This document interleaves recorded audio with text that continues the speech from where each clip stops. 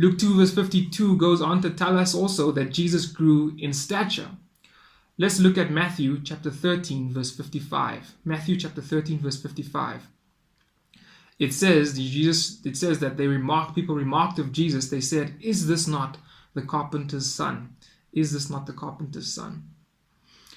Jesus lived in the Greco-Roman era, a time when the mix of Greek and Roman culture was at its height of popularity and influence. Amongst the Greeks, there was great emphasis placed in competing in various areas of life such as art, literature, music, but especially in athletic ability. The Greeks, of course, are the pioneers of the Olympic Games, which took place in Mount Olympus, in honor of the god Zeus, the father of all the gods and goddesses of ancient Greek mythology. The Greeks desired to become like their gods, and one of the ways of doing this was to please the gods at the Olympic Games.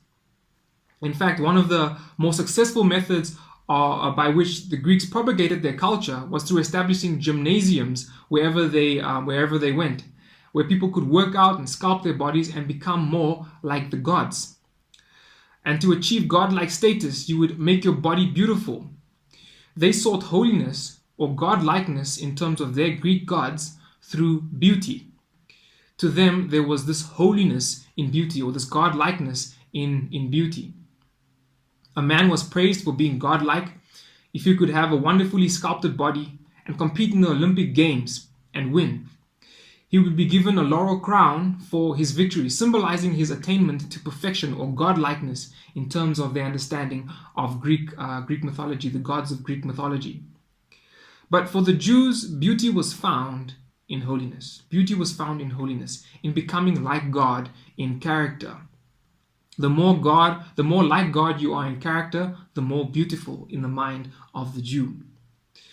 Unlike the Greeks, the Jews placed great emphasis on personal duty towards the success of one's household.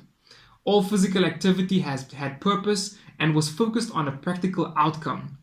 You did not exercise to have a muscular body or an athletic body. You performed physical labor, and the result was growth in stature. Jesus grew in stature. For the Greeks, physical labor was seen as degrading. It was something that was meant for slaves to do. But for the Jews, physical labor was something that was honorable. It was honorable to perform physical labor. It was godlike. And for this reason, each Jewish father knew that it was his duty to teach his son a trade.